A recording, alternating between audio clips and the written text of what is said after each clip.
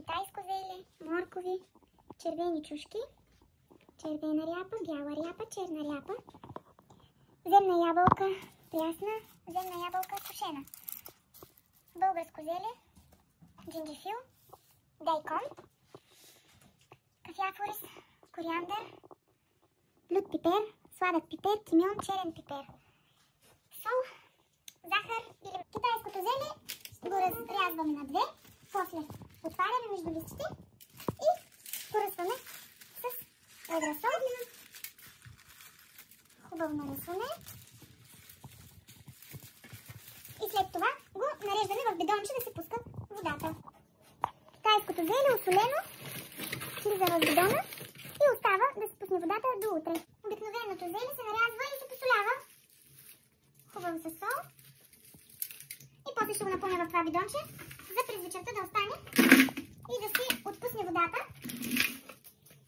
Репите ги почистваме и избелваме. Репите почистени и обелени, готови за рязане. Сега дайкона ще бъде обелен и приготвен също за нарязване.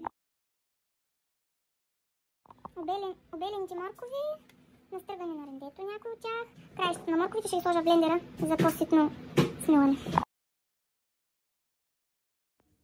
Продуктите за кимчи са почти организирани и готови. Морковите са на много тънко настъргани на рендето, на тази зона от рендето.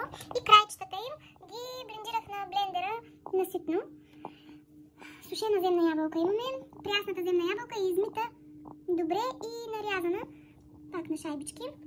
Дайкона е обелен и на четвърчинки реших да го нарежа. Репите бяла, черна и червена на пръчици. Китайското зеле го измих от солта, изстедено и нарязано така на такива форми. Обикновеното зеле също поизмито от солта и изстедено. Направих си оризовата каша с помощта на своя бела каната. Може да се направи като се свари ориза и се блендира после в блендера с вода. Има и други техники. Джинджифил е обелен и нарязан, готов за блендиране да влезе в соса, както и червената чушка. Могат да се добавят пресни люти чушки, червени, но аз предпочитам по-малко люто и ще добавя само малко каен пепър в соса лют. Също тимьон, кориандър, черен пепер и тук има една подправка, микс от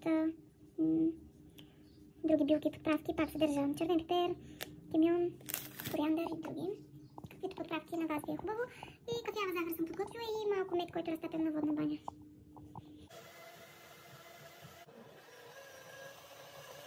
Следва в по-голям съд да смеся за соса чушките, джинджифила, оризовата каша, плюс още малко, ще трябва да добавя или даже доста сол, захар и допълнително подправки. И това ще бъде соса, с който ще бъдат заляти всичките продукти, след като влязат в бидончето. Мисля да ги редувам по една-две шепи зеле, обикновено китайско, репите и морковите и така на слоеве и после отгоре да залея всичко с соса и да разбъркам. Междувременно си опеках и две хлебчета, пак по рецепта на майстора. Ще ви ги покажа в края на видеото. А сега започвам да насипвам продуктите в бидона.